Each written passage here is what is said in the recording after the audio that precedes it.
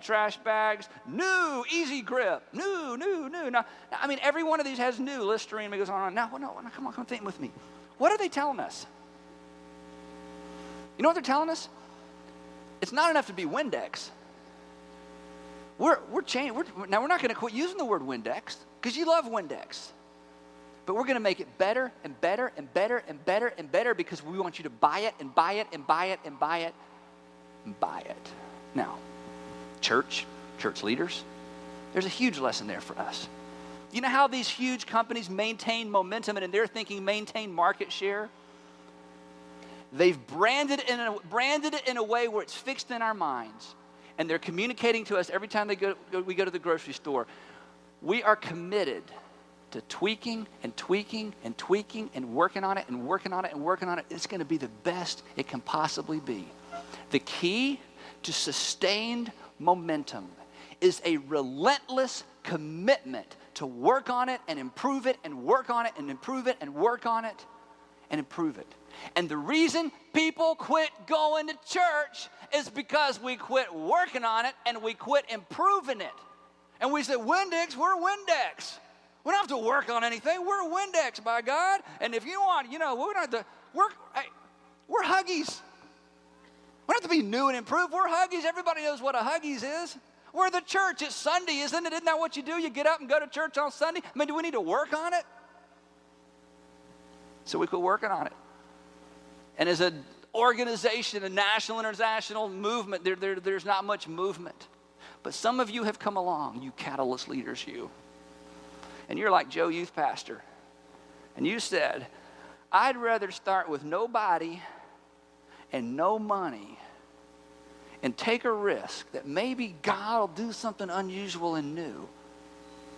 And God has blessed your efforts in your youth ministries and he's blessed your church planting efforts, but you need to know what he's blessing. It took off because it was new. That is the nature of new. And what you did was an improvement over what was being done down the street. But if you think for a minute you can just be Windex and never make any improvement, the day will come you will wake up and have lost momentum and you will not know why and you will not know what to do about it. In fact, I'll say this. If you're an organization that has momentum now and you don't know why you have it, the clock is ticking backwards for you. Because what works today will not work 5 or 10 years from now. And what's cool today is not going to be cool 5 or 10 years from now. And what's relevant today will not be relevant 5 or 10 years from now. And if we are not in the continuous improvement mode as local church leaders, it's just a matter of time. I don't care how much momentum you have.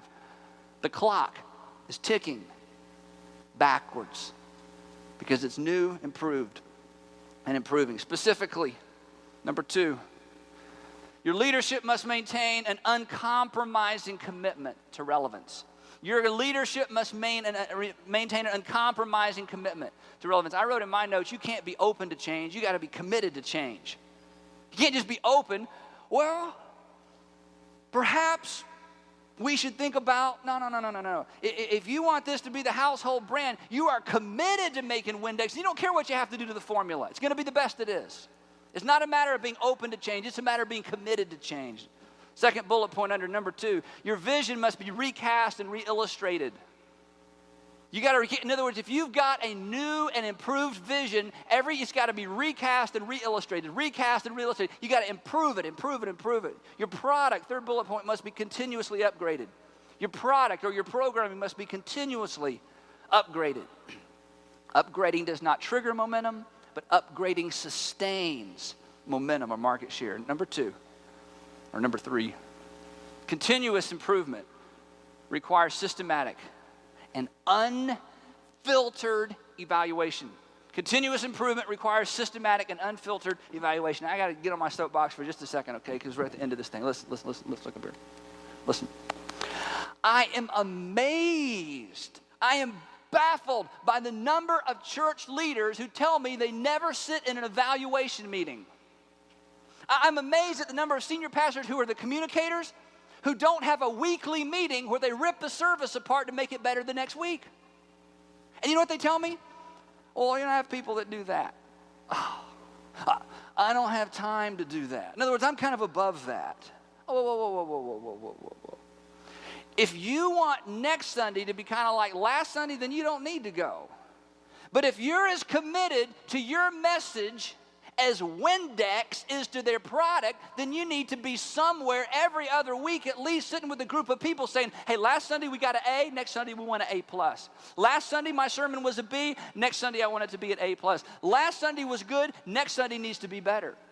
If you're not committed to continuous improvement, the clock is ticking backwards. I don't care how much momentum you have right now. And if you lack momentum, you're never going to get it until you get in the game and decide we got to make it better and better and better and tweak it and tweak it and tweak it and tweak it and tweak it until it's the best it can possibly be. You say, Andy, that doesn't sound very spiritual. Hold on a second.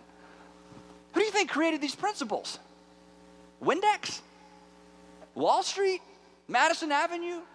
See, these aren't ungodly secular principles. These are principles that God created that they've tapped into, and the churches that maintain momentum over a long number of years, you go look and see.